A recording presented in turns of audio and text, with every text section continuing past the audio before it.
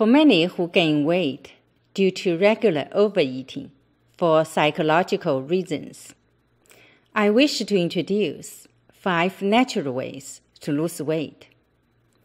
If you stumble upon this episode, please also visit the first episode, in which I discussed why we are not our mind and why our regular overeating has nothing to do with our body's needs, but with our identification with the overeating habit of the mind.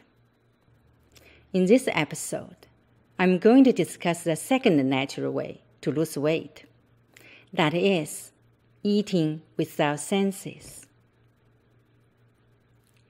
When we move our attention to seeing, hearing, touching, smelling, tasting, as well as feeling during the process of eating, we spontaneously withdraw ourselves from the mind and thus from its overeating habit. If we relax into the present moment and eat without senses, it's not possible to overeat. Try this.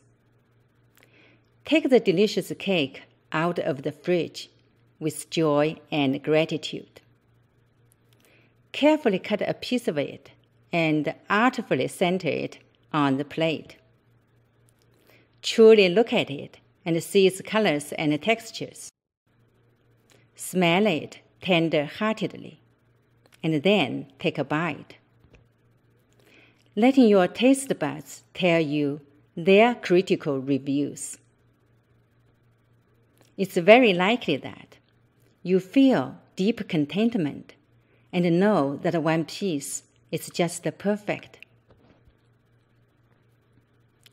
Since eating is not only one of the joys of existence, but also essential for existence, one would presume that we give our undivided attention to this important and pleasant aspect of life. However, more often than not, the opposite is true. Many of us eat so fast that we barely register what we eat, how we eat, and how much we eat. We do not give sufficient time for our stomach to assess its condition. And in the cases our stomach complains, we seldom hear or feel it, for we are distracted by the noises of the mind. When we eat with our friends, co-workers, or family, we are often so engrossed in our conversations that we eat our meal without even noticing it. Even when we eat alone, we are still trapped in incessant thinking. We think about the past, we think about the future, and we think about so believed important matters. When we're not eating with our senses, there can be no true satisfaction. Thus, the eating continues. And since we're not aware how much we've already had, we often overeat. Eating with our senses is to eat only for eating. We are fully present for the entire process of eating. We arrange time for our meals and take our time to enjoy them. We appreciate the ways our foods are prepared.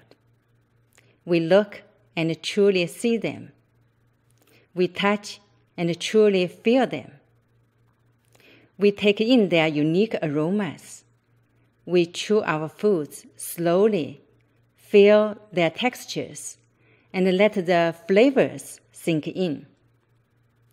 And we even listen to the sounds they produce. When we eat with our senses, we are at one with them. We stop eating when our stomach tells us so. Here is the bonus. When we eat with our senses, we are peaceful and joyous. For our attention is on our favorite foods and the way we enjoy them, not in the past or future concerns of the mind. When we eat with others, we can still engage in casual conversations, but immediately shift our attention back to our senses and the eating process, consciously not involving ourselves in deep and long discussions. This practice is good for our digestion as well, for our body can then supply more blood flow to our digestive system that would have been used by our brain for obsessive thinking. Having an urge to overindulge, instead of going forward or suppressing it, you peacefully feel it, letting your feeling tell the truth in that moment. You may realize that your craving is not as strong as you thought. Wanting to have another helping? Instead of thinking you should or shouldn't, feel your stomach and let its intelligence guide your action. You may become aware that you are already full. When we feel, we spontaneously move out of the mind and its overeating conditioning. In the next episode, I'm going to discuss the third natural way to lose weight. That is, eating what we love and loving what we eat. If you have questions and want to know more, please leave a request. When I have several questions, I'll do another episode to answer them. Thanks again for watching. Bye for now.